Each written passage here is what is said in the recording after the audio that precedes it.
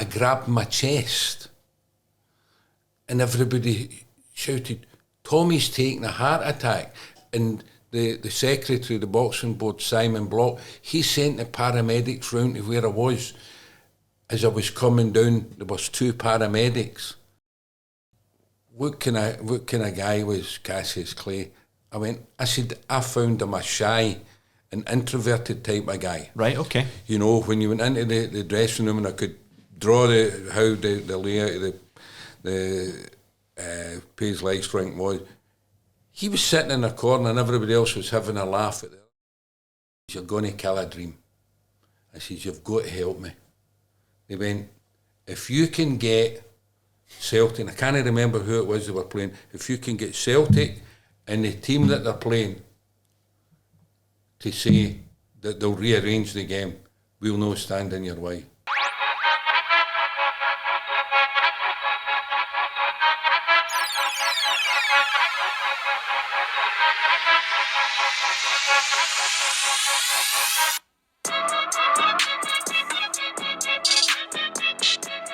Welcome to the Roots of Boxing podcast, the official launch in the first episode with myself, Craig Cameron and Craig Scott, and we couldn't have started in a better way. Delighted to have Tommy Gilmour, one of Britain's most famous promoters and managers, with us tonight. And you've had a long day, Tommy. We were touching on it off cameras. How's your day been? Well, it's been fine. You know, it gets me out of the house and it keeps me on the move, because it's everybody knows for the boxing I've officially retired, but I still fortunate enough that I get the phone calls to ask me what's happening here or how should I handle that, and it's lovely that people have still got my phone number. You weren't saying that when I got your phone number, I'm sure. It was probably it's when it comes, who's this?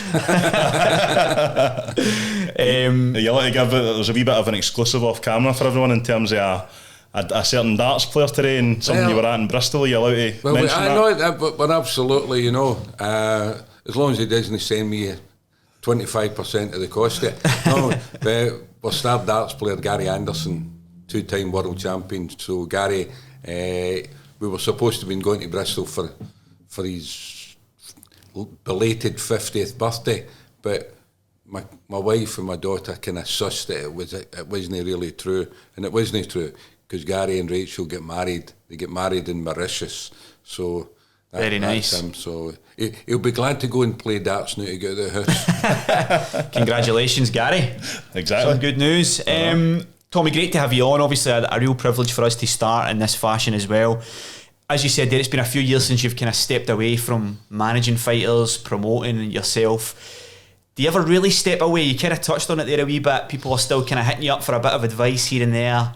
I do step away from. I mean, I'm the president of the St Andrews Sporting Club, a lifelong president. So I like to keep my ear to the ground, and you know, the wheel me out and give me a wee glass of red wine and that. And that's lovely. But it was important that I stepped away at the right time, and it's one of the things that a lot of people have congratulated me, because I do really feel that I stepped back at the absolutely perfect time, you know, because things had been changing so much. You know, we were getting into, you know, when I was running the shows, it was the old Barnum and Bailey type things. You banged and you put posters up in pubs and clubs, and you had to get your name in the paper, and you had to do that. No, you don't do that. All you need to do is stick it on Twitter and have hundreds of thousands of followers. And it's a different world, isn't it? Aye, it's not the same fun, and you know, I like to speak to people. You know, because I was in at the office every morning, and I was quite particular about how I went into the office.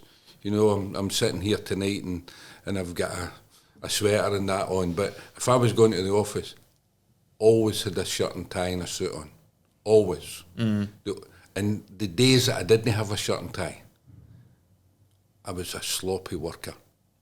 I had to go in, I was a businessman, I had to look the part of a businessman. If somebody was coming into my office, I had to try and gain their respect, and that was it. So the world was changing, and I was fortunate enough, I was of an age that I could turn round and say, you know something, there's no much more I can do. The only thing that I could have done that I've not done is have a heavyweight champion, you know, and that was that's the only downside. Other than that, I think I've had a absolutely wonderful run. I've had a wonderful life. I've seen wonderful places and met loads of wonderful people, and a few not so wonderful.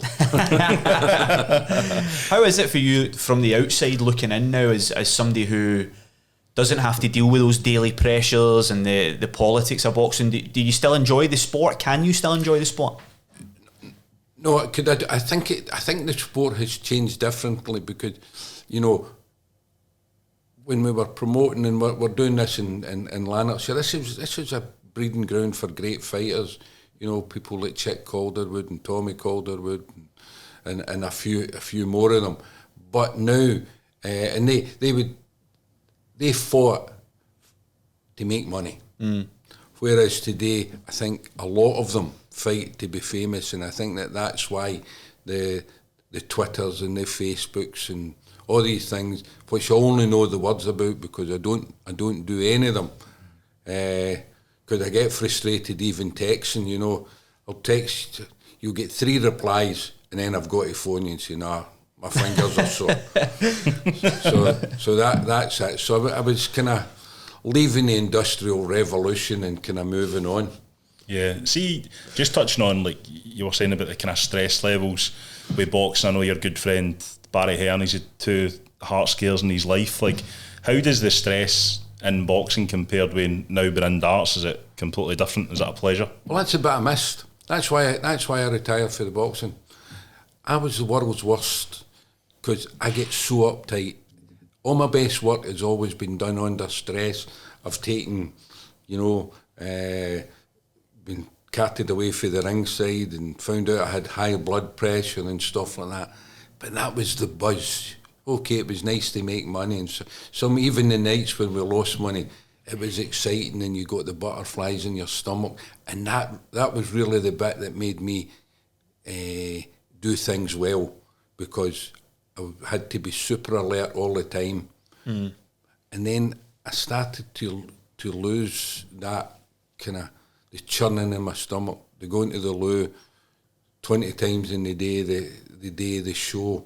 You know, could that change it? Because I remember one night it was one of my boys defending his world title, Javid Kalik, down in Nottingham, and he wasn't doing as well as I would have liked him doing against the Russian Nesterenko. And then, so I'm sitting at the ringside, and I'm watching the fight, and then round about the 11th round, Jabs hit him with a punch. Oh, it was just to die for, you know. And I've went for a sitting position at ringside to about 4 feet in the air. But as I was going up, I grabbed my chest, and everybody shouted, "Tommy's taking a heart attack." And the secretary of the boxing board, Simon Block, he sent the paramedics round to where I was. As I was coming down, there was 2 paramedics. I went, "What's the matter?" Have you taken a heart attack? I went, "No, it was the glasses that was coming out of my top pocket." But they were that used to me, because I'd go from my seat at the ringside and I would go to speak to the corner, and I would do things that you weren't supposed to do. I'd be looking over the judge's shoulders to see how the fight was going and all the things, but they were all the things that really gave me a super buzz. Yeah. But when I got to 55, I was decided that I was retiring. And Barry Hearn, whom I spoke to practically every day at that time, because we'd been doing business together close on 30 years, and we were very close friends in business, and we were very close friends in family. So I would unload to him, and he went, "You're too young." He says, "What you going to do?" I said, "I'll be okay." Because I had 1 or 2 with other interests. He says, "You can't do it." And it was the best advice I ever got, because then the whole world went into a recession. Yeah. I was very fortunate. I was one of the fortunate ones. I didn't come out at the end of the recession skint, which a lot of people did. But I was starting to lose it, and I started to look towards retiring. And then when I got to 62, and I told Barry, I said, that's me. I said, I'm going to get out. And he went, aye, okay. And then, but in the meantime, between 55 and 62, he says, oh, you need to get something, because I don't play golf, and I don't cricket the same as him, or anything like that. I'm a traveller, I go on holidays, and I've fortunate enough, I've seen every part of the world except Australia and New Zealand. I've been to the North Pole and the South Pole, and I've been to the Falklands and the Antarctica. So I'm a traveller. And he went, there's only so much that you can do. So he says, there's a fella coming through in the darts. I went, the darts? Aye, what? He said, a Scots guy's coming over for the BDO, he says, and he's looking for a manager. I said, Barry, I don't know anything about that. He went, he didn't know anything about boxing, but you'd 7 world champions. So that was it. And I even had to look up, they had to give me a picture of him off of the internet, because I didn't even know what Gary Anderson looked like. And I met him, and within 20 minutes, I was his manager. We drove from Glasgow Airport to about Livingston. We agreed that I was going to become his manager.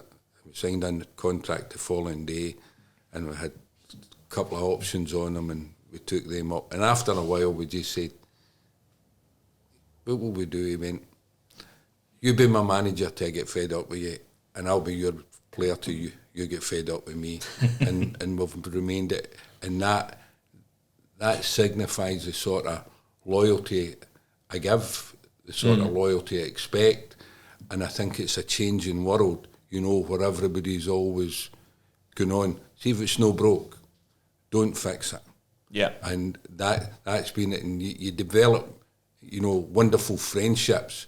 You've got to do your job, and we've done well. And I told him how my idea of managing people and what I would do for the first 2.5 years or so, I wouldn't allow anybody to sponsor them, because I would need to have sold them something cheap, because they hadn't done anything. But see, when he started to climb, now we're very fortunate, and we just signed another big deal for him today with a Scottish company called Megatech. Right. Megatech is the owner of that, George Rowe. George is a former footballer, and his company's the main sponsor with Arbroath and stuff like that, and he's mad into sport. So when a patch became available on Gary's jacket, George stepped in, and so you've got an exclusive. Nice. Megatech. Does he sponsor boxing podcasts at all? Or? No. We're not. I've not got him that, because I mean he's into the football and the boxing, and probably sitting there and going, how did I get roped into doing that? But again, all came through was the fella who owns the local restaurant. I took him and George's son to the darts, and they just loved watching Gary play. And they said, see if this ever comes up, would you give us a wee shout? And I did, and he was as good as his word, and he came. And that's the good side of business, because you get people that all want to play and double cross one another and do something. But from business, we've became friendly, and you know, enjoy a glass of wine and a plate of spaghetti bolognese and stuff like that. So it's good, you know. It's like a throwback to the world that I enjoyed, you know. But where we were talking about when I got to 62, and I said to you, that was enough, and that's when I decided. I told all my boxers, I said, I'm retiring. I said, that was me. I could have had a boxing board of control licence since I was 18. Wow. You know, so I was the longest serving licence holder in the UK, and I'd managed to do everything that I'd ever wanted and wished for. Yeah. And people, you know, I would still have my arguments, and that's why Gary and I got on so well, because the two is, you know, we're like the Muppets, you know, the two old guys that sit in the box, Waldorf and Statler. Where do you hang out? You know, but it's fun. And most of the people that's worked with me have worked with me for years. You know, we've got Craig Stevens. Was my MC. Big Stephen Maguire. Yeah.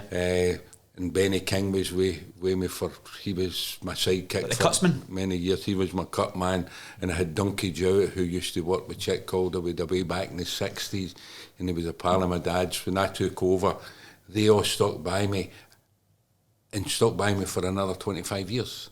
You know, so the loyalty, the business was built on loyalty.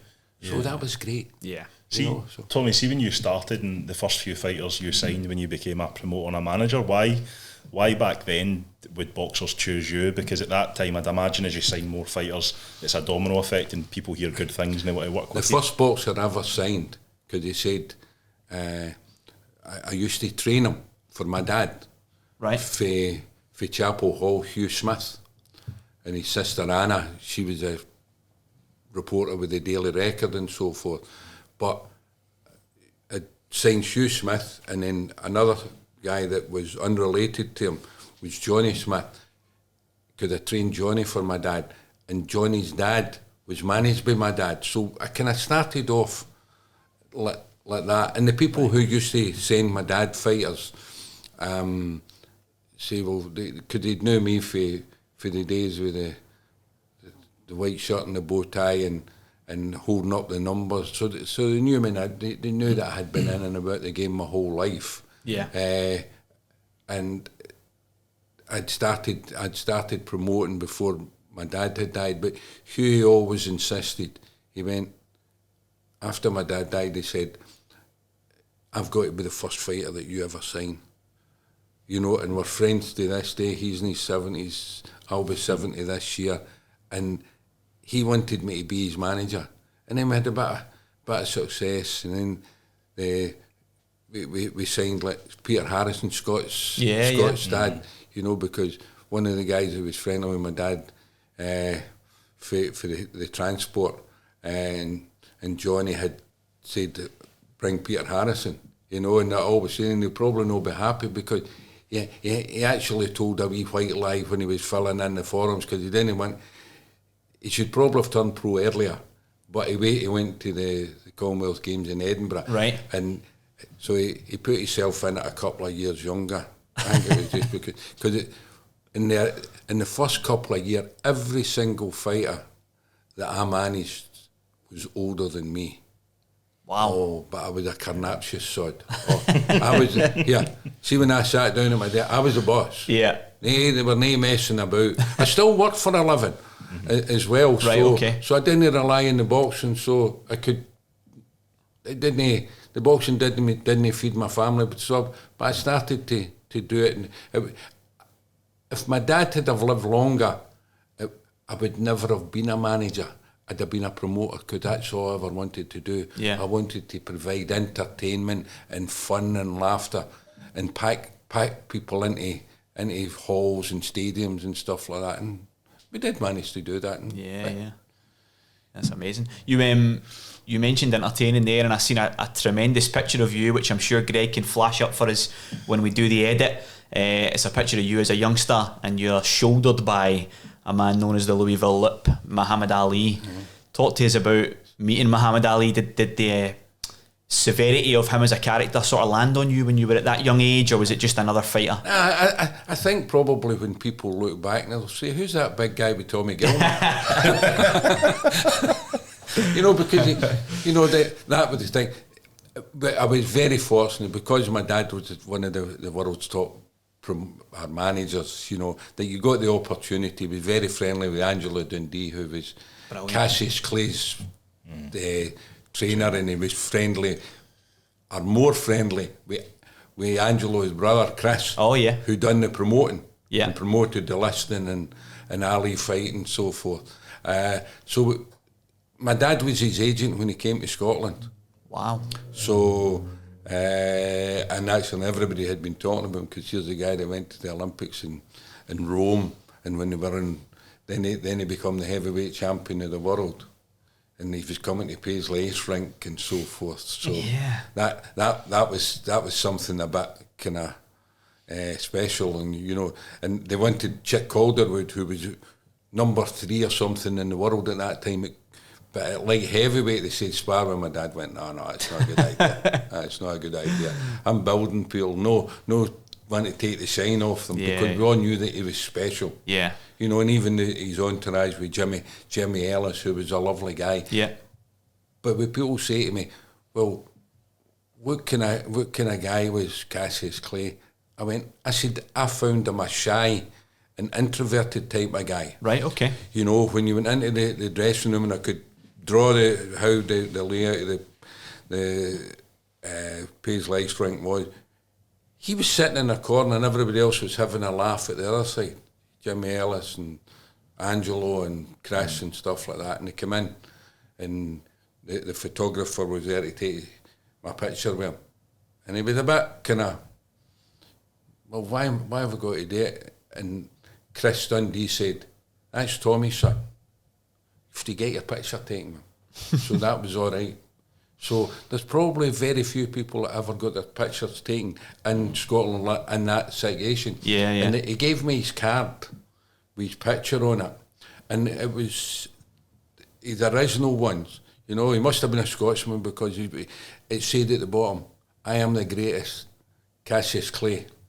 And he wrote on it, to Tommy from Muhammad Ali. Ah. Right. Was that an original card that you'd had to update? An original card, because the card, and you'll probably in some of the books that you maybe read, the fella from Miami, Hank Kaplan, and when they were doing the publicity, and he had because you need to remember we're way back in the 60s, so people still used typewriter. This was before PCs and stuff like that. Course. And when he typed the name, I am the greatest Cassius Clay, there was one of the letters on the typewriter that went out of sequence. So it didn't go straight, it went ... up, ... So that was one of the original cards. Ah, okay. So that... You still have it? Aye, of course I've got it up, him and me. And superb. So it's very big. We were very fortunate, but it's a special moment. But I had that many special moments because that was our business. Yeah. Probably if my dad would have been an entertainer or would have met all the top, people in the entertainment world, but he was a boxing manager. So I was fortunate enough that you met guys like Muhammad Ali, and you met guys like James J. Braddock, and you met guys like Willie Pep, and oh wow, and later on when I went to America to get an award in America, and I was kind of super in awe that I met Kid Gavilan. Oh wow, yeah. He was an old man, and he get your picture taken with Kid Gavilan. Because I'm not a kind of, I was never a kind of groupie person, because it was just a job. Yeah. I never, but, and I never thought about the importance or the significance, because that's just the world that I was in.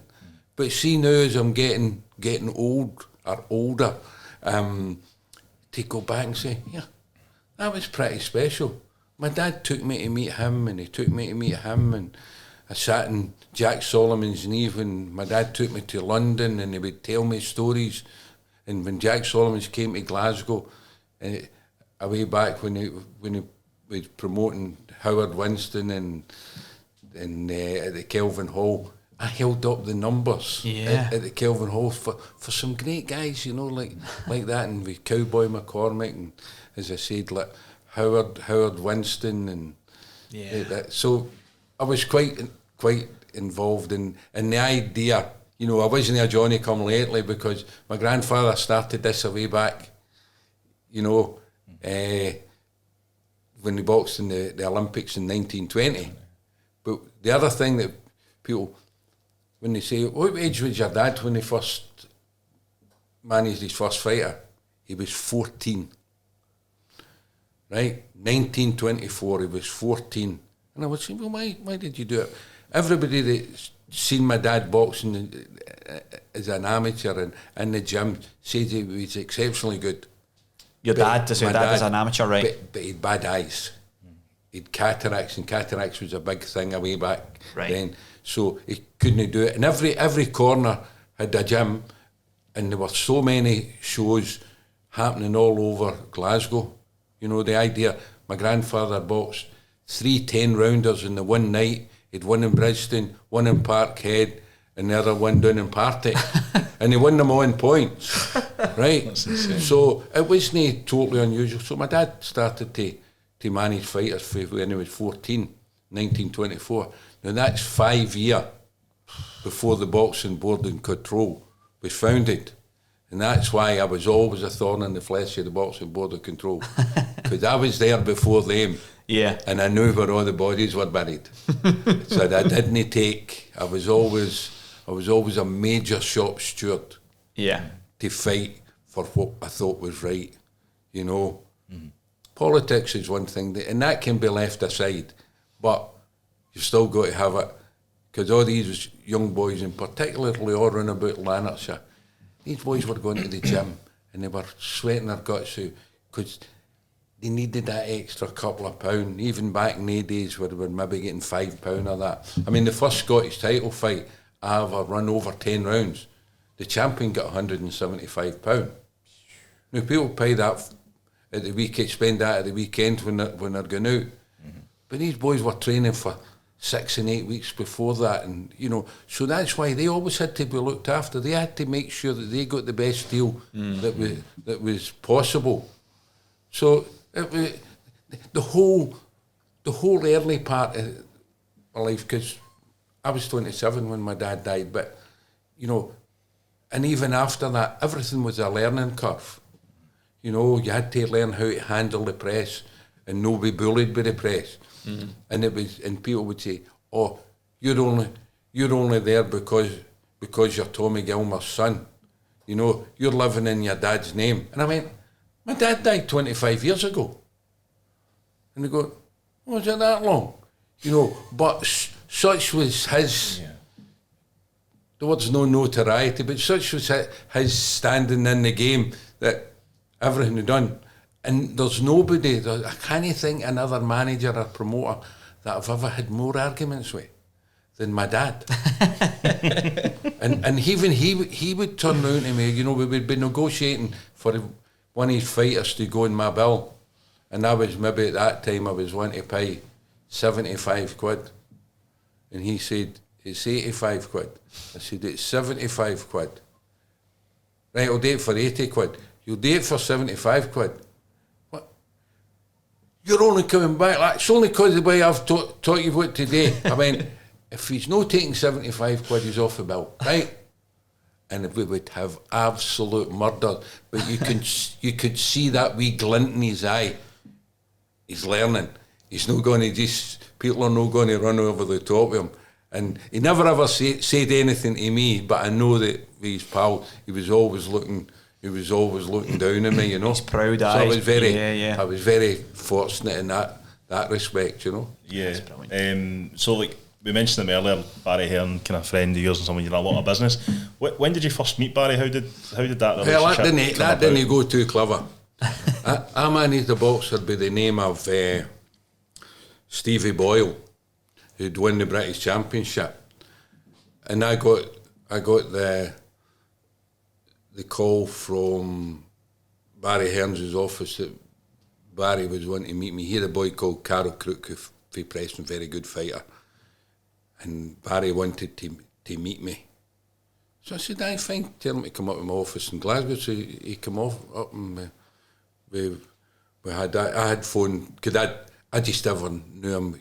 Steve Davis's manager, because he'd only just come into the game, and this was like in the first few years, and that when he come up in my office, before he come up, I phoned Ian Doyle, who was Stephen Henry's manager. Yeah, okay.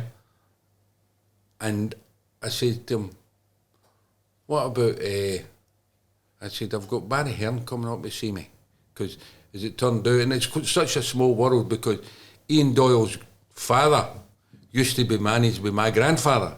Right, okay. Right, so it's very incestuous there.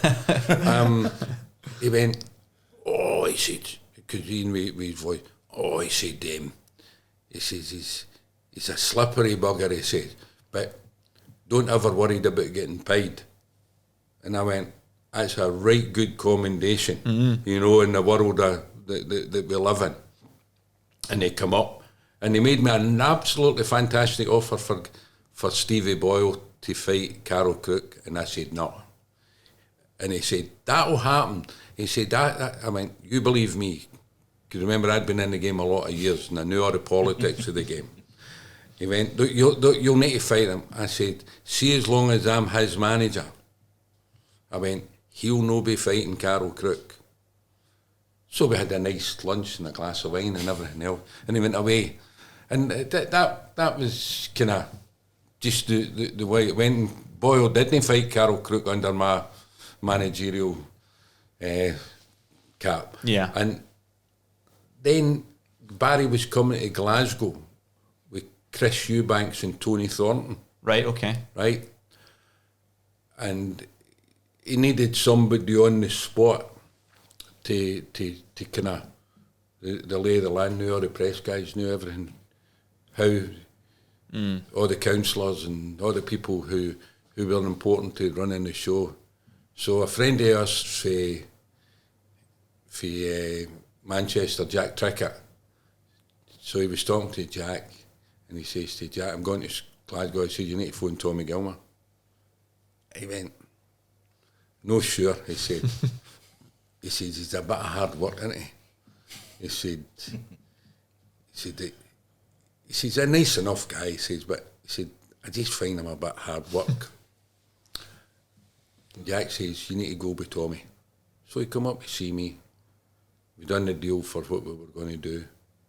And then a few weeks after that, we changed to a bigger hall. So the deal obviously was changing. And I was getting my fighters on the bill and all the bits and pieces that go with it. So I said, you need to come up. I says, that contract we signed, I said, that was for Hall A. We're now going to Hall B that takes a lot more people. Yeah.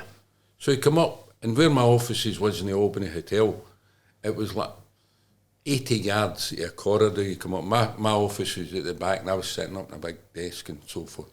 And I could see everybody that was coming into me. And he come up, and I said, this is no right. I said, and I explained what I thought was wrong with it. And he went, I agree with you. No, there's no problem. So I said to my secretary, I said, go and retype the last two paragraphs. I said, and that'll change that. I said, come in. And I gave him the contract when it came in, and he just took it and he signed the back page. I said, you've not even read that. He said, if you've told me it's all right, then it'll be all right. And that was the last contract I ever signed with him. Wow. Wow, that's... And there's no many, because a lot of people, you know, for a long time we were a wee bit, you know, with the Barnum and Bailey. I'm a cross T's and dotting I's type of person. Barry was much more outgoing and flamboyant and everything else. Yeah. And he learned a lot of the boxing business with me, and I learned a lot of the promotional business for him. And for starting off, that we just nodded to one another, is we done more things together. And then he would phone me up. One of the times he phoned me up and he went, I went to, this would be about 11:30 on a Friday night. He went, and we were doing business, but we weren't as close as we had been. He went, I want you to come to Denmark with me tomorrow. I went, nah, I can't be bothered. I said, got the pictures with Veronica or something. He went, no. He says, you'll need to come with me. I said, I don't want to come. He went, I'll meet you at 7:30. He said, at Glasgow Airport. John, who looked after Roy's travel, he said, John's just left your tickets at the desk. You'll be coming. And we went to, I said, what do we need to go for? He said, I want to get a world title fight for Herbie Hyde. He says, and the people who are in control of the situation, he says, you know them, but they don't know me. And we went to Copenhagen, sat down with the people concerned, and within the year, Herbie Hyde got a shot at the world title and won it. Yeah. You know, saw these things, you know, because I knew people through my own self, but there was still a lot of people that was there because I was Tommy Gilmour. They would take my call, and for a great many years, I was Tommy Gilmour Jr, because I would phone people up and I would say, it's Tommy Gilmour, sit here. Say, can he be? He's dead. And I went, no, it's Tommy, son. I remember you as a boy, son. And they would take my call. Yeah. You know, just like a salesman that said, if you guys say, tell Tommy, I said he would be. So my name helped to open a lot of doors. But I was meeting, you know, Barry's the only one that where we done for so long. You know, we had monstrous fights. I remember one of the time there was something he was doing and I wasn't happy about it. And it was the days when you had phones in your car, you know, the big Oh, one. wow, yeah. Right, we had the big phones in the car. So he didn't answer my phone. He didn't answer my phone at the house. He didn't answer my phone at his office. He was blocking me. And they couldn't get him. So by this time, and I'm quite an impatient guy, when you do it right away and get it out the road and go into something else. But he just blocked me because he knew I was on a rant. So what ended up happening was the day went on and I kept trying him. So I says to my wife, take me down to the airport. And this would be back at 3-4 o'clock in the day. And I would probably just be coming onto the Kingston Bridge to go down to Glasgow Airport, and the phone goes, larger than life. Hello, Tommy, it's Barry Hearn here. How are you doing? I went, no so well. What's the matter with you? I mean, you've not been answering my calls. I've been busy. I'll speak to you the night. I said, you know, speak to me. Where are you going anyway? I said, I'm going to London. What are you going to London for? I said, because I'm coming down to see you. I said, I'm on the car. I said, I'll just be down. I'll not be in the night. He said, I'm going out. I said, well, see when you get back in the morning, see the guy sitting next to the milk bottles? That's me. And he went, here. He says, he thought I was a wee bit kind of bonkers at times. He went, just go home. He says, and make wonderful love to your beautiful wife, and we'll speak later. And he had this way of totally disarming me that nobody else could ever do. Yeah. He could get disarming me, because while he was good at disarming me, I could get right up his nose, because whatever I was doing was the most important thing in the world. Yeah. He had a big organisation where he was doing that, or this was before that, he was doing pool and he was doing 10, because we ended up promoting pool together and promoting 10-pin bowling. Oh, wow. You know, we had these things, and these were the fun things that he would say to me, Tommy, we're going to New York on Saturday. Right, brilliant. I've got his 2 tickets. We're going in Concorde. Oh, nice. And him and I would floor Jack lad. And we were strange, because whether we were travelling Concorde or whether we were travelling in one of the other airlines, we went on, we'd have a glass of wine, we'd eat our dinner, and then we wouldn't speak. He would do his thing, watching a movie, or I would read a book or whatever. We just didn't. So we didn't encroach upon one another. Yeah. And it's probably like a perfect cocktail, isn't it? The way that he was laid back and you were quite to the point. Aye. You're both doing your own thing, so you don't annoy each other too much, apart from when you're kind of butting heads. It's interesting. How did you know? Because obviously we've kind of spoke about it a wee bit. Boxing's a sport that's full of probably disloyal characters, people that aren't the same as you. How did you know that Barry was an ally that you could probably trust and rely on, that you kind of made those long-term deals with? Because everything he ever said to me, he delivered. And he stood by. One of the times, he had a big sponsorship deal with a double glazing company, Storm Seal, and it went to the wall. And it was for a lot of money at that time. It was about £750,000. Wow. And I went, need to put it to the... I said, he said, that's too big, because it was, they sponsor the snooker and everything like that. And he went, Nah, he said, I'm just going to bite the bullet. And he struggled for a couple of years because £750,000 was a lot of money. Yeah. But he made sure that every player got the money that they were promised and everything like that, you know. So I found him as the most honourable guy in that respect, albeit that we could drive each other a bit, you know, but round the twist and that. He'd phone my wife and go like, going to have a word with him. You know? That's brilliant. Aye, give him a word, you know, because...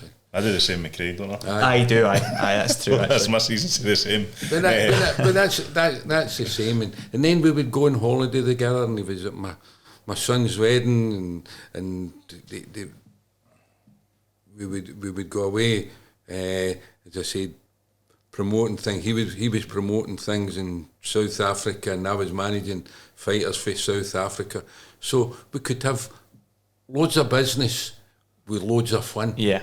And we managed to sort that, you know. And when I don't know if the word is mesmerised or I just would sit down and laugh, because see when he goes on a rant, we done a Chris Eubanks. He was managing Chris Eubanks and I was managing baby Jake McLaren at the time. Oh yeah.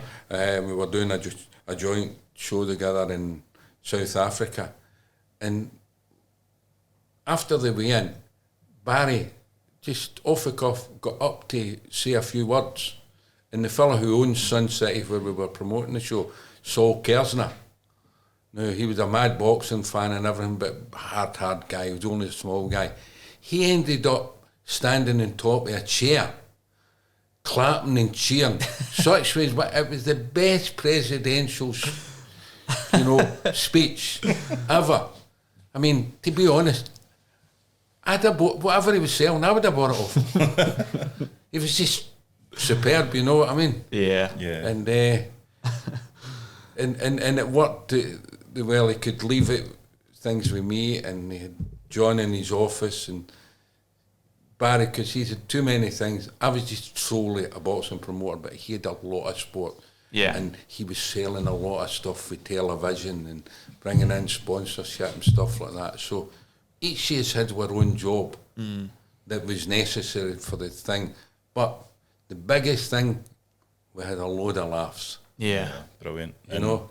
As someone else that's very good at promoting Barry's son, Eddie. Aye. What's your first memory of Eddie, I'd imagine, as a young man, and how do you rate, what he's doing for boxing now? First I remember him as a wee boy coming to the shows, but more so because he was at school. And he had to go to school, but when we were involved in shows, his dad would be promoting at York Hall. So Eddie was great pals with Francis and Pofo. Yeah. So when we were running the shows, Eddie was a big shy boy. I mean, you wouldn't believe it, Not now. I'll probably get a lawyer's letter and don't tell anybody I was ever shy, But Eddie would flog the programmes and have the fun there. I think what he's done for promoting today, he's absolutely first class in the modern era. I don't know him, and I don't. Did he get 1 million followers or a couple of million? You know, and that's what I'm saying. Where his dad and I, we used to get posters made 8 foot tall and 6 foot wide and get them put up on billboards and stuff like that. Eddie only has to speak on his Twitter account and he reaches 2 million people. Yeah. And he's a big, tall, 6 foot, whatever, dresses immaculate, big handsome lad, and the king of the BS. He's absolutely, because he's taking that side for his dad, but his dad didn't bring him into the last half dozen years, or since his early 30s after he get married, and so in today's world he's a top guy. Yeah, I think that it's interesting for me that when you've spoken, you've touched on Barry from the promotional side, and I think one thing that Eddie always does is when he goes to press conferences, you might have heard this as well, but it doesn't matter how big or small the channel is, like he'll literally do an interview with every single media outlet that's there. So he's obviously inherited that talent from his dad, seen his dad do it, and probably back in your day it was posters and stuff like that, whereas he'll work the room. You know, so I remember he was promoting the fight Anthony Joshua versus Gary Cornish. Yeah. Oh, and the thing. And I went to the press conference and I just let it rip and I just gave him, and the boss of Sky went, I didn't know what was upset. I went, I said, here, I'm not standing for this, because he was talking Josh up and so forth, which he was entitled to do as Josh the promoter. But I just went into one. So the next day was the weigh-in. His dad turned up at the weigh-in and came and spoke to me. Called in his backup. No, about it. And I went, I says, you're here. I says, in case I go off on one today. He went, it'll be all right. Because Eddie's went here and went, he went and heard that Tommy today. You know, he's went bonkers. He's a nutcase. You know, which is, you know, I started off, you know, barring national newspapers for speaking to my boxers when I was 27. So when I was getting to 57 or whatever it was, I was still doing the same here. That was so obviously fought Gary. I take it you were managing Gary at the time. Aye. What sort of stuff were they saying that riled you up, and what was your? They had no chance. What was your colourful retort? To be honest, and what really pissed me off is that I never wanted Cornish to take. My advice to Cornish was not to take the fight. Right. Because Cornish was, I think, 20-0 or whatever. I went, in heavyweight terms, you don't even need to be that great. You know, all you need to have is a 0. Yeah. As long as you're 14-0, 18-0, 22-0, as long as you've got a 0, and every time you get another one on the other side and you're 23-0, I said, the money goes up. I said, stay with me. And I had a couple, but this time it became like the IBO Intercontinental. And yes. all you had to do with that was you had to just defend it twice and stay the undefeated stay the champion for 18 months, and then you became the mandatory. Now, it doesn't matter whether you ended up fighting Anthony Joshua or one of the other one. It'd have been a mandatory in the IBO. And I says, you staying there, I says, and see the money that you've got, you'll get half a dozen times that. I mean, you got a 6-figure sum, and up until that day, it was the highest paid opponent that Josh had. Wow, yeah. You know, and the deal was done with Barry. Right. It was him and I had done the deal. But if I just wanted by Gary Cornish to listen to me, because we could have multiplied the money by, you know, I think $500,000, $1 million. As long as you stay undefeated, you know, even if you've not got a chance of winning, if you've got that and they can put it up, you know, 25-0 and he's fighting Lennox Lewis or Riddick Bowe, doesn't matter. The idea that you're undefeated, you know, means that you've got a better chance of getting an extra few pounds. Aye, well, you're increasing the other guy's value, aren't you? If he comes and steamrolls you, I suppose, you know, he's beating another guy that's 25-0 and I've always been known, my fighters don't get downs, because see if they're getting a down, I'm pulling them up. It's too hard. They're in there for wages, they're not in there for doing. You know what I mean? You've got to because remember, and people will say to me, how do you defend boxing? You can't defend boxing. It's indefensible, but it's exciting, and that's the secret. There's no point in people kidding themselves. Boxing's a very serious business where people get seriously injured and also sometimes die, and that's very sad. So we can only make sure that we try and make it as, you know, safe as possible. Bring in every safeguard that's humanly possible, and try and make it. Get a few quid. Always say the day that I sign a fighter, the next day that I want to speak to him is the day that he's retiring. Because get in, get your money, move for your 4 in a block, to your own wee bungalow. Yeah. Move for your Ford car to your BMW. Chuck it. Yeah. Take your money. Some of them are luckier than others, and they can go on and become, particularly today, because even the changes that Eddie has made to what his dad had done, it's just mind blowing. Yeah.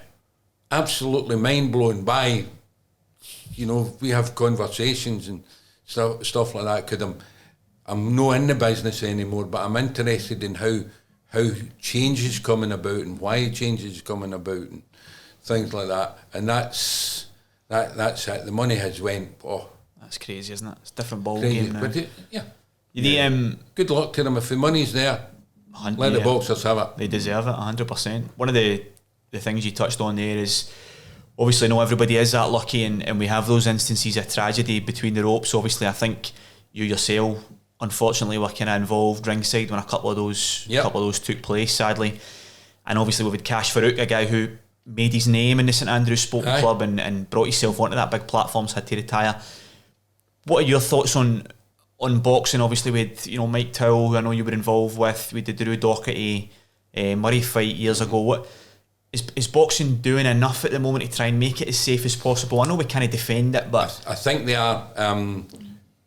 With the Mike Towell thing, that I was very saddened with that one, because Mike would have been living today if he hadn't have told a lie.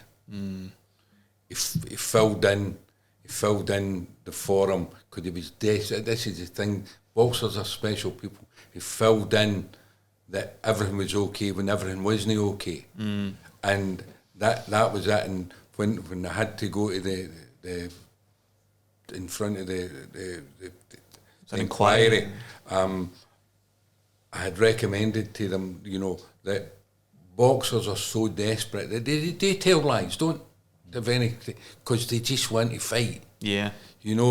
And now they've brought it in that they're, because I had suggested that at the inquest, that the only way that you can stop that happening is once the boxing doctor has done his medical, then they've got to send it and have another wee bit in, so that it's your own doctor. Because one of the questions will say, have you ever suffered from depression or whatever on the medical? Well, Michael said that he didn't when he did. But if that would have went to his own GP, he would have went, no, that's not true. Yeah. He suffered depression on that day and that day. Yeah. And the boy, because he was a lovely guy and he was exciting to fight. And Barry Hearn and I, because Barry had the boy Sam Eggington. Yeah, of course. So Barry and I, we were building every 2 or 3 weeks. What a fight that would have been. We were talking about it, and the money, every week the money was going up by another 5,000 and 10,000 quid, Aye. And as you say, Craig, that it would have been, I'd have bought a ticket to go and see it, because that would just have been, we'd maybe held it in a phone box and put thousands of people around about it, because they wouldn't have moved.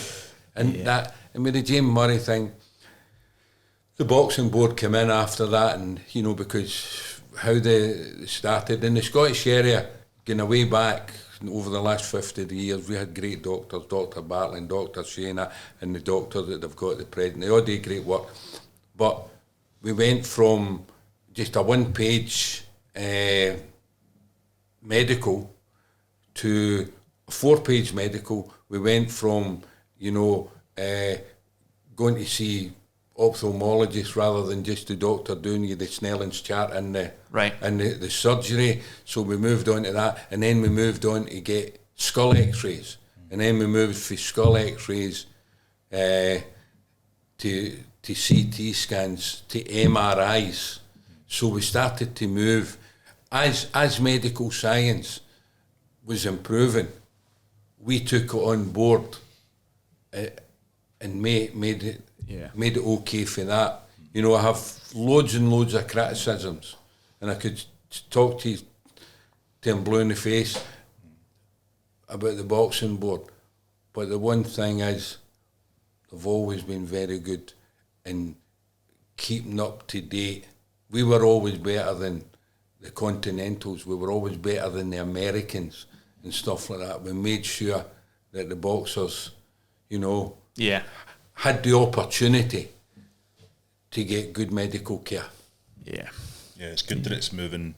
You're saying that it's moving with the times. It's evolving in terms of the scans that are getting done, and you know, some boxers, unfortunately, potentially cash that might be a reason in terms of the medical of why he's had to step away. Whereas maybe if he fought 30 years ago, that might have not shown up. But see, the other things, and again, I think it's more political. And my grandfather boxed in 4 ounces and 6 ounce gloves. Wow, okay. Right? So now they do 8s and 10s and 12s and so forth. But if you look today, the athletes today don't just go pounding the roads out through Wishaw and Craignook and everything like that. You know, they've got sports scientists, they've got doctors looking at their blood and their oxygens and all the other bits and pieces. These other guys just pounded the road and went to the gym and skipped for half an hour and punched the bags for another half an hour and got themselves fit. Yeah. And then when they went out, somebody would hit them in the chin, they would get knocked out. But now we're super fit athletes. And now, by being super fit, they're harder to knock out. Yeah. So what did we do? And as again, it's one of these things that I don't agree with the boxing board. When the tragedies happened, we moved the gloves from 6 ounces to 8 ounces, which means that you can take a wee bit more punishment. And you're super fit. So you can take more punishment again. But see if it was bare knuckle. See when I hit you in the chin, I'm going to knock you out. See, I've only hit you once. Instead of hitting you 12 times. Yeah. With an 8 ounce glove, I've just hit you with my knuckles and knocked you out. Yeah. So, and the thing is, and I would always argue against it, and I used to do it about the football. You get a lot of these injuries through head and balls. You get it particularly with steeplechase jockeys who don't jump over a fence. They go over the fence and down into the gully. So the vibration that you're getting as the horse is hitting the floor is shaking right up to your brain, and it's going for your chin, right up to your brain, and your brain's rattling about. You know, and the jockeys do the same as what boxers have done, although it's banned now. They go into saunas. They openly say they go into saunas. The saunas are proven that they don't do you any good, you know, because that's what your brain survives in, is having moisture in the brains and having fluids in the brain. So the last thing you want to do is dry it up. Yeah, of course. Yeah, just before we move on, see, something that maybe I'm not comfortable with, just wanted to get your take on it quickly, Tommy, is you're starting to see like rehydration clauses come in, like they're talking about the Amir Khan Kell Brook fight. Yeah. Is that something you agree with, or do you think that's endangering the fighter as well? I agree with weighing in the day of the show. Aye, I think there's probably. Do you agree with it? Eubanks used to put on over a stone. Yeah. Overnight. I think there's probably two sides of that coin, isn't there? It should encourage people to fight at the right weight, you would hope. But I guess the other side is if they don't and they're cutting all that weight, then they could still be very dehydrated. There is no reason for fighters to struggle with weight today. Yeah. When I, in the early days, there was 8 weights. You went from 8 stone to 8'6" to 9 stone to 9'9" to 10'7" to 11'6" to 12'7", right? Today you go 8 stone, 8'3", 8'6", 8'10", 9 stone, 9'4", 9'9", 10 stone, 10'7". So every 4 or 5 pounds now. Yeah. Because going back to my early involvement where you would get guys, because they weren't strong enough to fight at lightweight, but there wasn't a super lightweight. Yeah. So they would either bulk themselves up or they would say, well, the guys at lightweight at 9'9" are too big for me. They just throw me about like a rag doll. So I'm going to make 9 stone and fight at featherweight. And I'll have the edge. They didn't have the edge. They were boiling themselves down. And that's why you heard all these stories. People be running up and down the road with plastic bags on and tackety boots, and then they were going to the sauna and sitting in the sauna and no eating anything. I mean, I've even heard it in the past. Boxers drinking out the toilet because they were so thirsty. Oh my God. You know, or they were living and they would be shooting lemons. Yeah, and, you've heard that. Ice cubes and aye. So you would do all that, and again, could everybody's want to have the edge? And there's so much at stake. One of my boxers was fighting this other fella, and we thought we were in with a good chance. My guy had never really been on the deck, and at the weigh-in, the two of them weighed within. It was 11 stone. The two of them weighed 10, 13 and a half, and that was fine. So at the fight the following night, who's that he's fighting? This guy came into the ring, and he looked about 3 sizes bigger than my man. I went, bloody, what's happening? And he hit my man in the top of the head, my man went down. He'd never been down at all before. But I then heard after, and I don't know anything about it, but what a lot of them do is they bulk themselves up with the water, and then they lose it, and then after they've made the weight, they put it all back on again. To me, that's a kind of possibly a wee form of cheating. A loophole, if you like. A wee loophole. Aye. And I don't know what harm they're maybe doing themselves, because if you keep doing that to your body, you must be affecting your kidneys or whatever. You know, we get, you know, we know wee bits and pieces, but there is also in the boxing board. I mean, you've seen fighters and they don't go. They've got to be clear. You know, when the trainer's supposed to fill in a wee book every night to say what your registered weight is, and then you weigh in when you sign the contract. Then you weigh in a few weeks before, and then you weigh in a week, and then a few days before. And if that's all done correctly, but if you know that you're half a stone heavier and you're weighing in tomorrow morning, you're going to do something to make sure, because if you're overweight by any more than a few pounds, the boxing board have the right to bring in a doctor to say, is his health in any jeopardy? Yeah. And but that's boxers. That's why boxers are special people, because they will go to exceptional circumstances because they want to be boxers. Yeah. And I think it's fair to say darts players are the opposite. Although no, nowadays I get a bit. I know. Look at myself like that. It's not looking good. No, you were rhyming all the new weight classes, and I was still heavyweight. I was wondering what was happening there. I want to move on, Tommy, and just talk about St Andrew's Sporting Club, which obviously you've mentioned, lifelong president. You ran the club for many years as well, and I understand it was kind of passed down through your family as well. For people that maybe haven't been to a show or aren't familiar with St Andrew's, what is the kind of mission statement for the club itself? What is it trying to provide for boxing fans? If you go back to the 60s, there was very, very few shows, maybe 2 or 3 shows a year was happening in Scotland.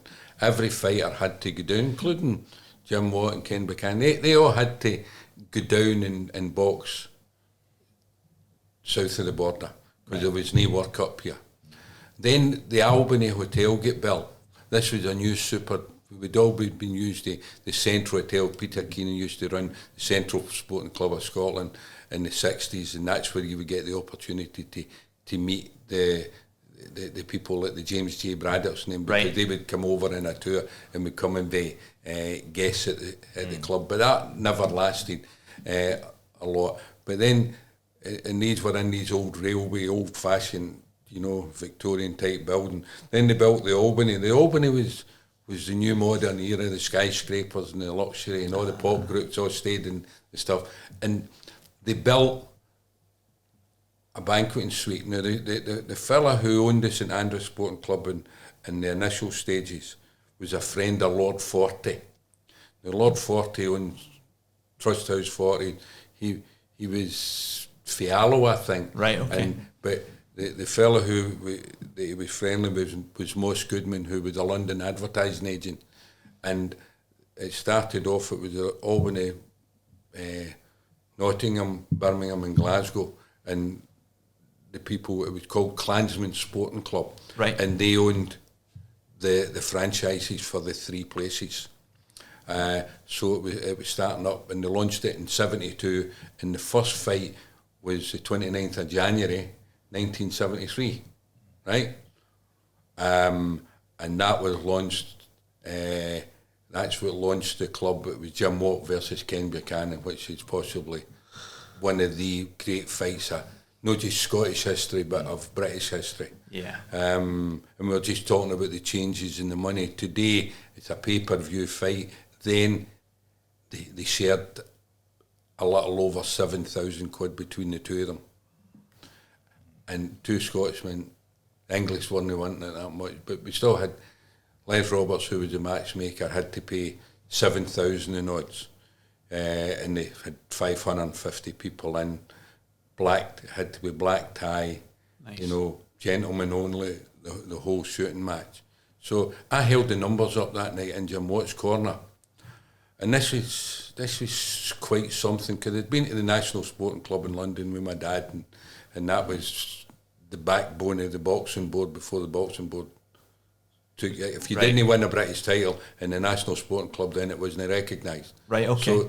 So you're going way back to, you know, to the 1800s and so forth. So when they started the boxing, and then so they were doing a show every month, except for the summer months. So there were 4 fights every month, a guest of honour, and every show was full of Scottish boxers. So Scottish boxers started to get the opportunity to perform their art in their own environment, but we kept it very, very strict. So then as the years went on, and then my dad died in 79, which is just 6 years after it was founded. My dad was he was involved because he was very friendly with Les Roberts, and then when I took over, and as things went on, and eventually I managed to, 1986 I think it was, I bought the thing. Right. You know, so probably with this podcast tonight, I'm in here at the beginning, but seen a couple of years, I'm going to buy you out. You know that. don't invite me in, because I'm going to buy you out. So wouldn't it cost you much? I'll tell you. Yeah, you're dealing with me. Barry Hearn had trouble.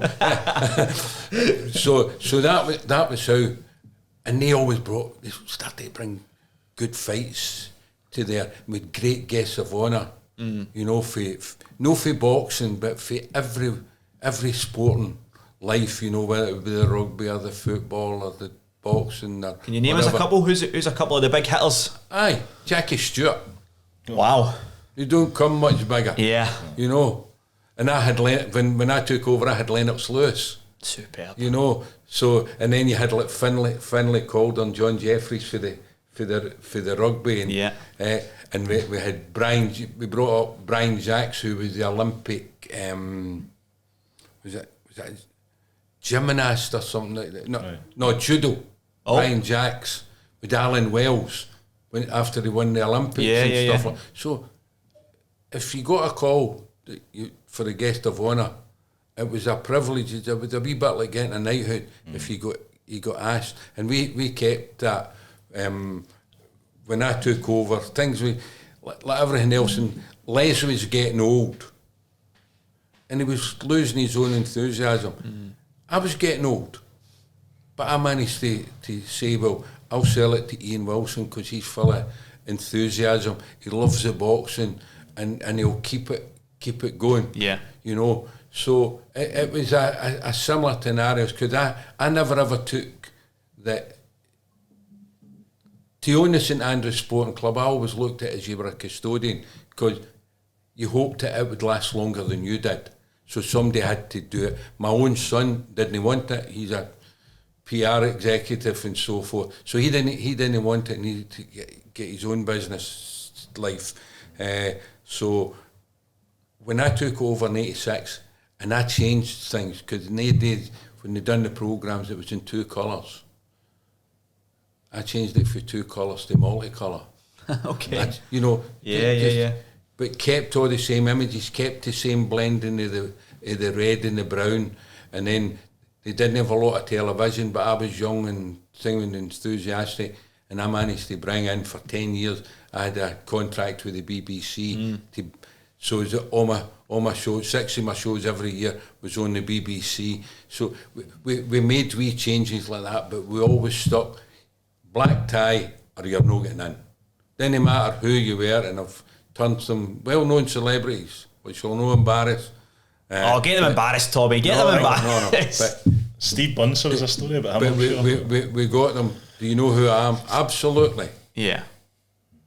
You know, if people threaten to ruin my business, I say that's fine.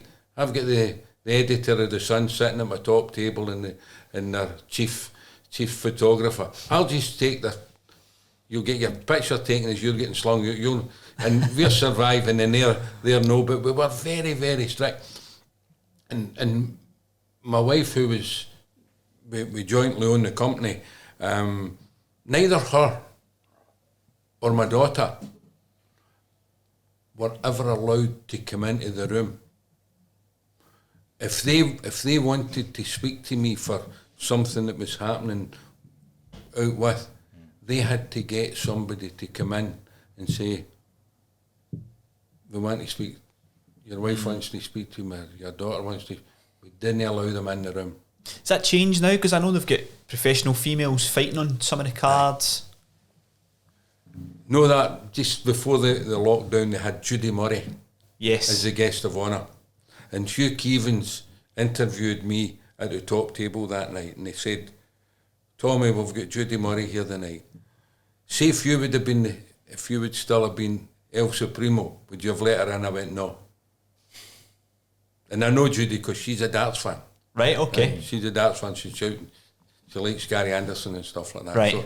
So she knew. I said, if ever I was inviting a woman, it would be Judy Murray, because she's done so much, not just for her own sport, but she talks up for other sports. Yeah. I went, but this is the St Andrews Sporting Club. And I had all sorts of, I used to go on the radio and some of these Rottweiler interviewer women would attack me. And I went, you can't do it. I said, well, just do it because it's mine.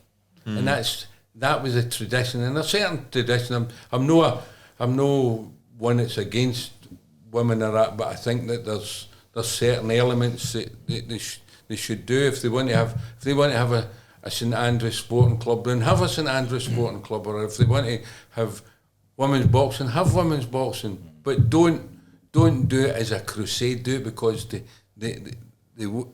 want to, and because that's what people really want. But even with the St Andrews today, if there's 400 in, it's no splitting a 50-50 basis. It's still predominantly men. But that's a changing world. Yeah. That I was so set in my ways that I would never adhered to.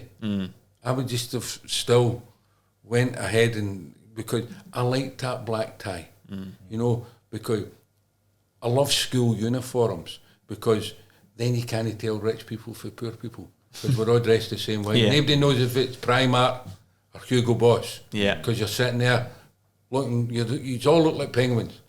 You know, you could be sitting in your wife and it doesn't matter. And there was a certain equality about the whole thing.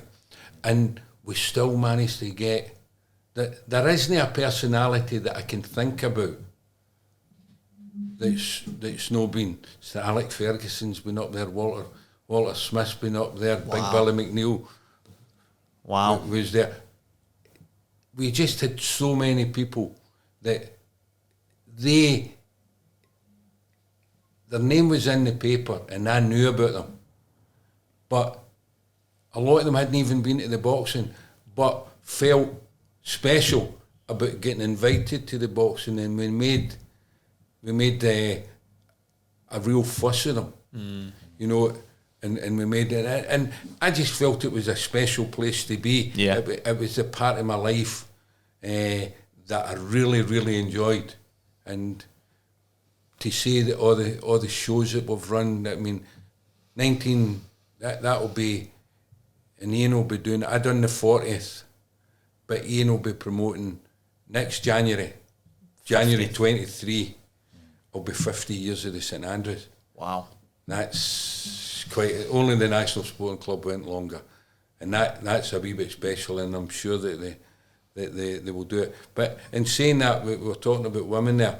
We used to have 2 big dances every year. One at Christmas where we raised, through the years with some of the things we've done with the boxing, with the dances and stuff like that. We helped to raise over £1 million for charities. Wow. That's amazing. Which was very good, yeah. And we made we made the women feel special, because it wasn't Tommy Gilmour and his wife that came to the show. It was Veronica Gilmour and her husband Tommy. Everything was all raised out that they were El Supremo. Yeah. The champagne flowed, the gifts all flowed. Yeah. And that was in December. See, when it came to the Burns night, that was our night. Yeah. We gave it plenty of welly. Yeah, it's a great.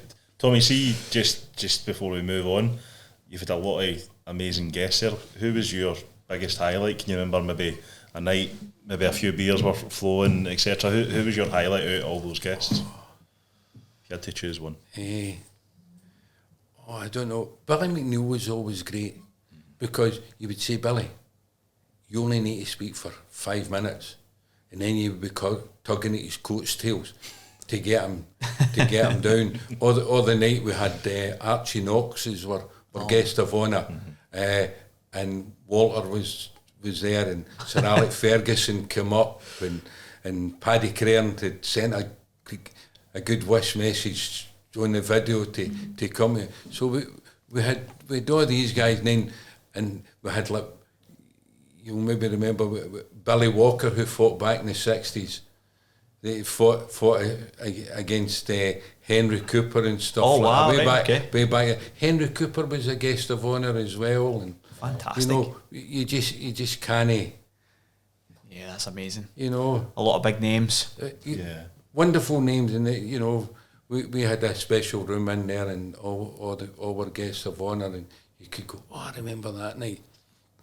And I remember even with the picture with me and Alistair Wilson for Scottish Brewers, were round-card girl Michelle Moan, Baroness Moan. She got a start at the St Andrews Sporting Club, holding up the numbers. What a story that is. So, Tommy, seeing like your opinion, like, does the hotel boxing scene, do you think that needs like reassessed or revamped now with taking a move with the times? I think it is being revamped because of the mixtures, because a lot of young people are going, because they seem to be now able to afford it, and the girls come and they're all dressed up, and the boy. Sometimes I still like the black tie element here. Is there a place in society for what I had? Not sure, right? But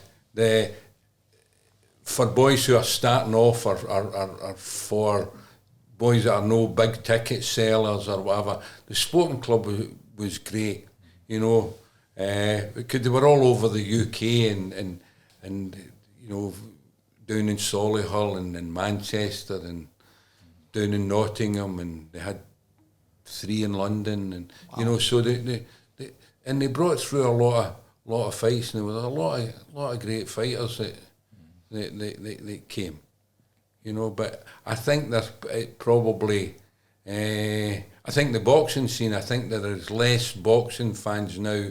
For all it's very, very popular, and they have big, huge numbers for pay-per-view situations, and then you get all these YouTubers and stuff like that coming. But how many of them are total boxing fans? I think it's not as big as we would like it to be. Yeah. I think you've probably seen, you've got on the desk here with a lot of the stuff with the boxing news. If you look at how many people, that there is good a judge, because it's the people who've been about for a few years, that was our Bible. That's what we lived on, and a Friday morning, you knew what the results, because it's the only way you could get all the results for what had happened in the beginning of the week. So it was, and then there was a list of all the shows that was on the following week. So if you still had half a dozen boxers that didn't have a job, you knew the promoters to get. No, you don't need to do that. You just on the internet. On the internet. Phone, Yeah. Aye, you know the result before the fight's taking place. Yeah, that's true in some cases. We'll leave that there. One of the things we mentioned, we spoke about big Gary Cornish, obviously, who fought Joshua, and you weren't really too keen on it. And one of the questions that we wanted to ask was, Scotland obviously has produced a lot of top talent at the lower weights. So when you've had world champions yourself at those lower weights, we've never really seemed to, in our generation anyway, in generation before, crack the big boys, the money division, if you like. What is it you think that's holding back Scottish heavyweights? Is there a reason we don't produce too many of them? Are we not drinking enough milk? What's going on? I think in the early days, because, and that's probably what we're famous for, because we were always wee men with a chip on our shoulder, and we were bigger than everybody else, so we didn't need the height, you know. Yeah. And we were better than everybody else, but they just didn't do it. I mean, in my generation, you know, and I'm talking about over the last 60, 70 years, you know, the only big guys that we had that people will remember will be Chick Calderwood and Cowboy McCormick, you know, but they only weighed 12 and a half stone. But I remember when they were coming through that Henry Cooper was the heavyweight champion of Great Britain. He was only just a little over 13 stone. Yeah. You know, and then you look at Tyson Fury and that now, 18 stone. So everything's getting... The welfare state has probably been better because, you know, and everybody's healthier and they're getting stronger and everything else. But a lot of the heavyweights, you know, was probably, they went to play rugby. They went to play rugby, and it's, you know, we had big Gary Cornish, and even although he didn't win the title, I was really proud that he won the IBO Intercontinental, and that he got to fight for a major title like the Commonwealth title and so forth. Yeah. So that was good, but. And I had one before that, Dougie Young, who went to the Commonwealth Games. These were never... They weren't even 14 stone. But you know, these guys. I mean, Big Cornish was because he was a big lad. He was a big boy, wasn't he? He was a big lad. And people don't give him credit for how well he done, because he'd only about 12 amateur fights.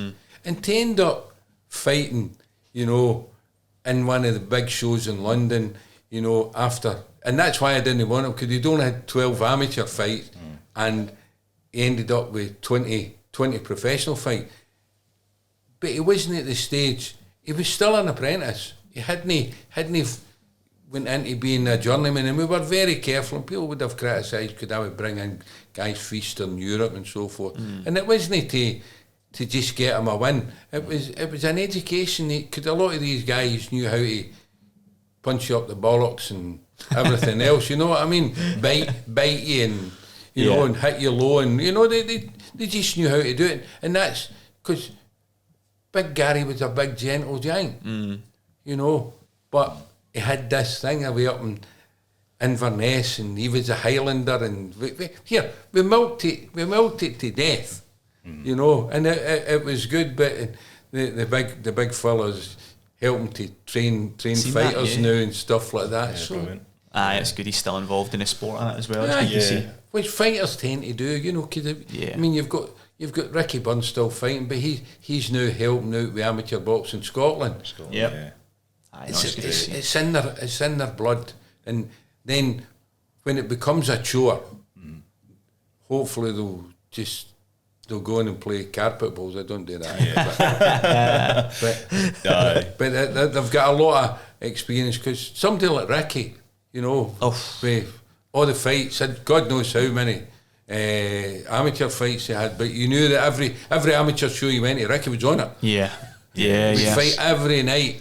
Yeah, see, Tommy, just to get your take on something with Scottish boxing as well, I think that you know, we might be in danger of being left behind, because for me, when you look down south, all the gyms are full-time. It's full-time trainers, it's full-time fighters, and a lot of the fighters up here are part-time and the coaches are part-time. They're having to compete against people in England that are full-time. And even, you know, arguably two of our leading fighters, Josh Taylor, Lee McGregor, they train down south as well. Now, like, do you think Scotland's in danger and have been left behind, and what can we do to try and compete? I think it's very difficult now because and I fought against it and we could do it. I had television up here, but unfortunately the promoters up here, they don't have the backing of STV, or they certainly don't have the backing of the BBC. But I worked with people that were mad keen in sport, and I got the backing for Scottish television. We done some with Scottish television, but mainly for 10 years. They don't do that anymore, and I think wokeness up here hasn't helped matters much, because the BBC just stopped doing the boxing. Yeah. Up here, you know, and they get pressure. No, just there's loads of things that they've had pressure on, but I think the wokeness and what's right and what's no right, and down south, because they've got these shows, and the boxers are getting paid phenomenal amounts of money now, so the trainers are making really good amounts of money, so they can afford to go full time, you know, and the trainers up here don't have that opportunity, but we always had good trainers and stuff like that in Scotland, and it just. And fortunately, because of the way I came through and the help that I had, because I had marvellous sponsors in Scottish and Newcastle breweries, and then we had the television, that I could compete in a lot of cases, because they only had a bit of ITV or a bit of BBC down south. I had a smaller amount, but I was getting a lot of help because I had really, really good sponsors. Yeah. With the Brewers, and that's why we brought Pat Clinton's fight, because that would never have happened if it hadn't been for McEwen's lager. You know? So and I just think that the platform has changed now, you know, and then with the advent in the last 20 years or whatever of Sky, because when I started to get involved with Barry, for all his stuff was with ITV, you know, and Mickey Duff had a half a dozen shows a year with BBC. Right. So, but now then Sky started to do come into it, and Barry got the contract, and Barry had 26 shows a year, and Frank Warren had 26 shows a year, so there was loads of stuff, and because I was right in the middle of it with Barry, all my fighters started to go on down south, with loads of fighters fighting down there, and because and I ended up having loads of English fighters all coming to sign with me. Yeah. People from Wales, Ireland, all across to try and North fill up England. fill up all the dates that Barry and Frank had. When they were coming to me, and the ones that came to me, we got them all title fights, and that's why I was so pleased, because I had tons of champions. Yeah. You know, and they thought how things goes on. I mean, I could start off the weekend with 6 champions and end up on the Monday, you know, had nothing, you know, and yet, you know, going back to my dad, you know, and that's how I measure things, because right up until probably the early 70s, he had managed more British champions than any other previous British manager. Right, okay. My dad had 5 British champions. 5!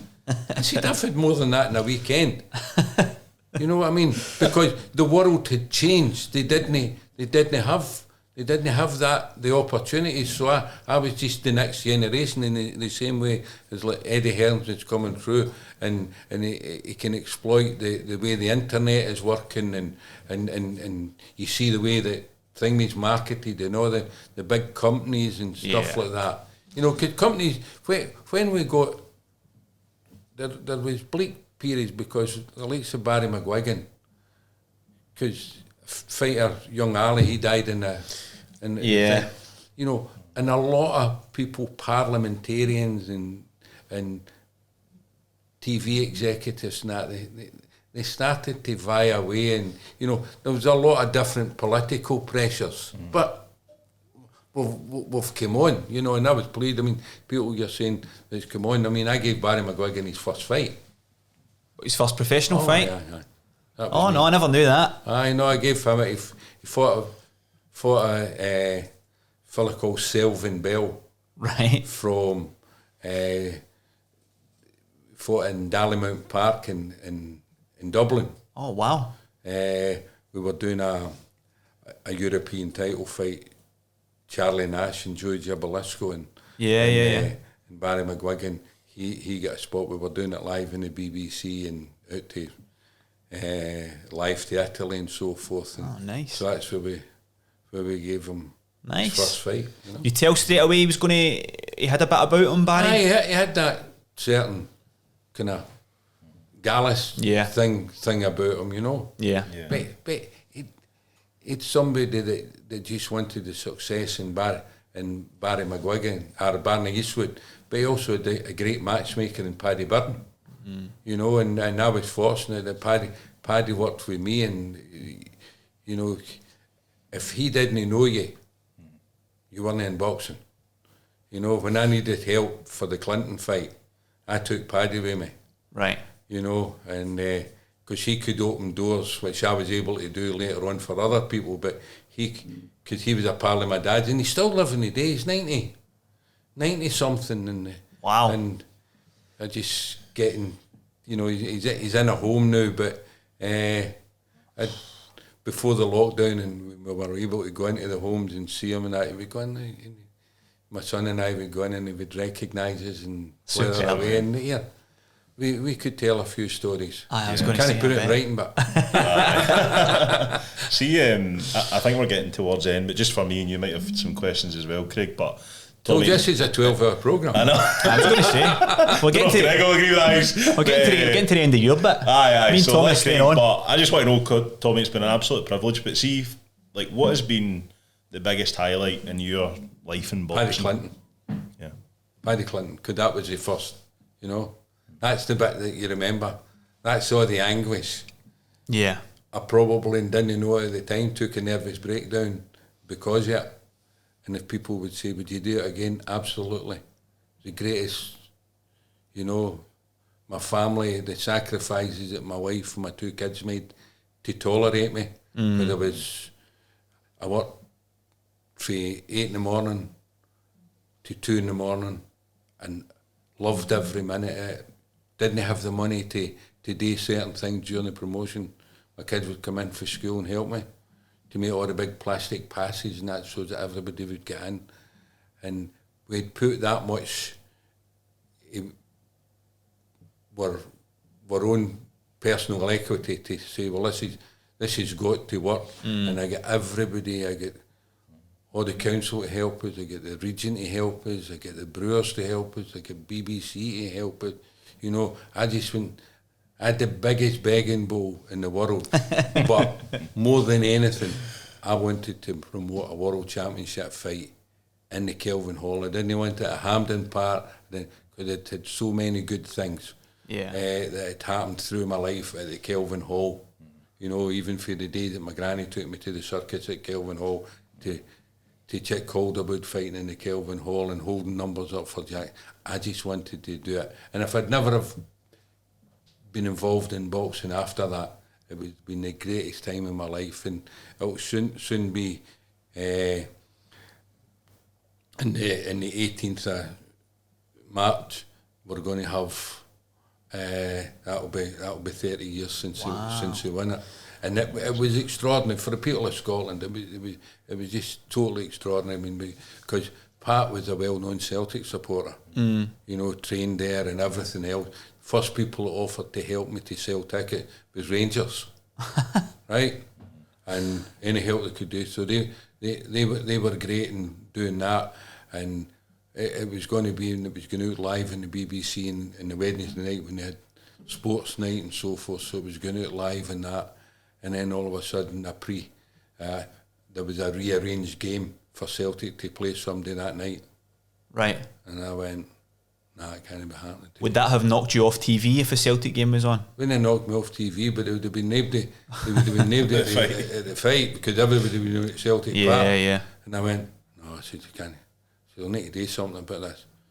So I phoned the SFA. And they all knew me there anyway, because they'd been to the club as guests or whatever. I went, and I was friendly with Tommy Burns and all them at Celtic Park, and with Campbell Ogilvie name at Ibrox. So everybody knew me. Yeah. And I said to Celtic Park, look, they went with to play. There was a load of them coming. They said, we'll have to play. I went, play another night. And they just laughed at me. I went, you can't do that. This is the SFA and that, but if you can get somebody for the SFA to give the nod, we'd be happy, because we're all wanting to go to the fight. Yeah. So I got on to the SFA, and the Celtic said, it's never been done in the history. They don't move games to suit anything else by themselves. I said, I'll phone them up. Phoned the SFA, got them up there, Ernie Walker and his troop, and I went, I need to move the game. They went, you know we don't do these things. I went, but it's 41 years since a Scotsman, or 46 years since a Scotsman promoted a world title fight. I says, it's Pat Clinton, it's me. He knew me through my dad's time, and then I says, you've all knew me since I was a wee boy. I says, you're going to kill a dream. I says, you've got to help me. They went, if you can get Celtic, and I can't remember who it was they were playing, if you can get Celtic and the team that they're playing to say that they'll rearrange the game, we'll no stand in your way. So we rearranged it. Wow. We rearranged the game. Amazing. And they go like that.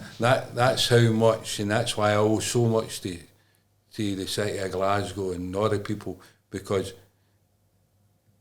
most of them had known me since I was a wee boy. And they had realised that this was a dream like no other dream, and they were going to help me to succeed. Yeah. You know, and everybody, you know, even the wee Paddy's gown and his shot, City of Glasgow presented it to him, and they laid on things, and you know, it was one of these things which was very humbling. Yeah. And see them, everybody doing that to help me, and that's why if somebody ever asked for my help, not a problem, because somebody helped me. That's unreal, isn't it? That story's unreal. You said yourself, you look back now, probably you think you took a nervous breakdown when you were planning that fight. Obviously, Clinton beat Isidro Gomez and was a world champion, Scotland's world champion, Glasgow's world champion. What was that fight like for you? So much had went into it emotionally, you were invested, your family was invested. How was that 12, was it 15 rounds or 12? 12. How was that for you sitting watching it? Did you feel numb? Terrible. I didn't really, all I done was keep wandering from my seat. I ended up sitting in the back row of the ringside. I sat with Jim Preacher and Ewan Angus for the Ewan Angus, Colin, who was the head of the BBC, right. And I sat, how do you think it's going? Because when I'm watching, I'm not really thinking, and then I would go, because my boy's a really good scorer of a fight. Right. And so I would say to Christopher, and then I would do what I'm not supposed to do and get into the row. I would go and have a wee peek out the shoulders. Oh, it's not going. Oh, it's going. And I was jumping about that. I just didn't know. I knew he was doing well, but I didn't know how well he was doing. And then he had a wee period in the middle of the fight where it looked as if he'd shot his ball, but then he come back. The corner got him right back into it. Yeah. And then when that happened, and it was a proud night for me because my boy, where would Christopher been there? I don't know, 17 or something, 16, 17. But he was in the ring with me. And the things just wee things that coming up, I always say that in recent times, I think Barry Hearns the best promoter because everything he'd done, and I think that he was a great promoter, but my idol was always Jack Solomons. Yeah. And Jack Solomons everything would be so meticulous, and that's what I like about Barry, because he's like that, and he'll make sure that we know everything that's happening. And the same with that show, we just knew that was done. So Solomon's always went, and he always wore a carnation. Yeah. In his lapel. So when Clinton fought, me and Christopher had our car. But unbeknown to my Nice. wife, because we'd spoke about that, so it was like going to a wedding. Nice. That before we got our dinner suits and that one, and my wife had brought in, she got a carnation for me and Christopher. Brilliant. And that was it. And even my wife, because normally, I mean, she backed me and everything, and her and my daughter, they didn't even sit in the front row. They sat like kind of off screen, because nobody's ever interviewed my wife, when in the housing days of me and all my fighters, nobody's ever interviewed her wife. Nobody gets the phone. She's there, because that's what I do. If I'd have been something else, She'd have been there as well. She'd have been there as well, but it was the two kids, because that took their life away, and then after it, we went away for a couple of days. I slept for about 2 days after it. Just everything catching up on you. And I never really, because I still had a business, and I had a lot of fighters, and we still had the club, but we had to be promoted and stuff. But I never really, I was getting up and going to my work in the morning, into the office, but I wasn't there, if you know what I mean. And I ended up, I probably went into a deep depression. Okay. But worth every minute, yeah. And that's no having a go at people. I was lucky that I had things round about us, but it was such a high to the lowest of the low. Yeah. The fight was over. We'd won the title. All the planning, everything that connected with it was done. Yeah. The dream had been realised. And it was... You were just completely and utterly got that, So, it's been a great time, and we've managed to pick up World Promoter of the Year, World Manager of the Year, Matchmaker of the Year. That was actually my last question. I know you've been recognised by the WBO and the IBO. In my time speaking to people, writing interviews or whatever else, there's one quote that always sticks with me, and it's for Ed Levine, who I know you know well, right. The president of the IBO. And the first time I spoke to Ed and wrote an interview with him, he described boxing to me as like an illness that you can't shake. He said it's like a virus, probably not the best term nowadays. But I guess my last question to you is, have you truly shook the virus? Can you ever let go of boxing fully, or is it still inside you a wee bit just now? No, I think that I've managed, because I've got Gary Anderson in the darts, and I don't even watch him. I can't watch him because I get upset. My stomach churns. Right. I'm getting the Paddy Clinton thing all over again. Oh no, we don't need that. So, and that's it. But do you know something? That's the most exciting thing about it. And it's the same as I had my son there when Pat Clinton won the world title. The very first time that Gary won the world title, he took my grandson up on stage with him. And they're two moments with my grandson and my son, two biggest moments in my life, and I could share it with somebody. Yeah. And that was special. Yeah. And I look forward, if I'm in town, to going to the St Andrews. I don't go to. Barry had to force me to go and see Joshua and Klitschko Oh, he could yeah. have sold my ticket for £5,000. And I went, I'll let you know if I want to go. But and he thought I was mad. But I had, and I buy the big pay-per-views on the telly, and not so much to watch the fight. It's sort of what's happening. It's the organisation or in about it. I'm watching the crowds, I'm watching the stewards, I'm watching the corners, I'm watching the fight becomes slightly, because that's what I was good at. I was a daughter of the I's and a crosser of the T's. Yeah. You know, and everybody else, and I liked that part of it. But I'm kind of moving on, and I mean, next year it was supposed to have been last year, and then they tried to do it because of the pandemic. Because they're writing a player about as a fella Gilmour who done it Bend It Like Baxter and Bend It Like Brackback and stuff like that. Right, okay. And he's doing one about me and with the greatest name that you'll ever imagine, Hodding the Jackets. Did you ever fight, Tommy? No, but I was good at holding the jacket.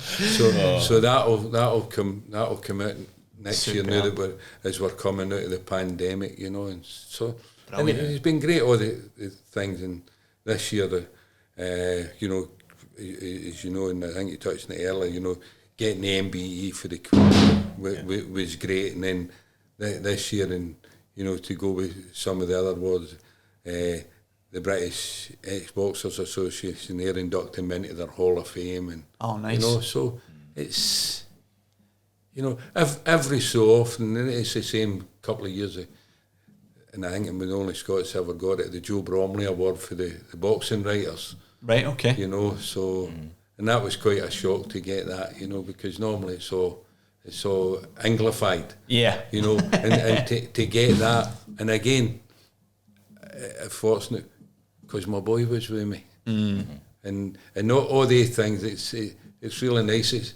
It's mine, but it's theirs as well. You know, because they've had to stomach, because I wasn't, when I was working, I wasn't the easiest guy, you know.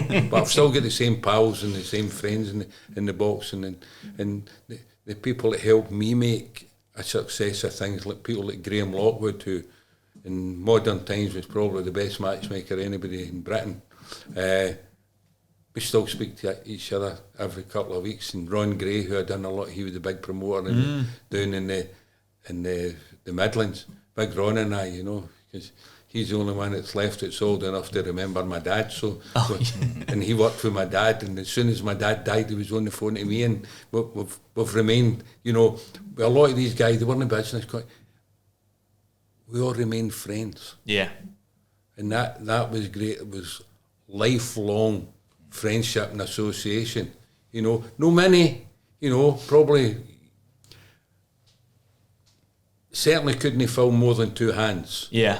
But the ones that I have got, the Paddy Byrne, the Graham Lockwoods, the Barry Hearn, the Jack Trickett, they're still living, and Tommy Conroy's and stuff like that. So they're still, we do maybe no speak for months in the end. Although Barry, he gets a near battern.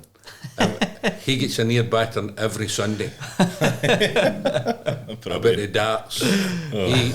He gets it, and you always know, if he doesn't pick a call up within 2 rings, you know you're getting blanked. You need to get yourself back down to the airport. Oh, aye. Make sure you see him face to face. I'm coming down to see you. You know, but it's been absolute. You know, it's been a barrel of fun. Yeah. Listen, that was absolutely brilliant. I think just a great thing to touch on there at the end.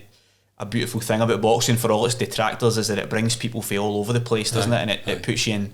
You're managing Baby Jake in South Africa. You're meeting Muhammad Ali. You've still got pals you'd never have met otherwise. But that's what you miss. You Craig touched on it earlier.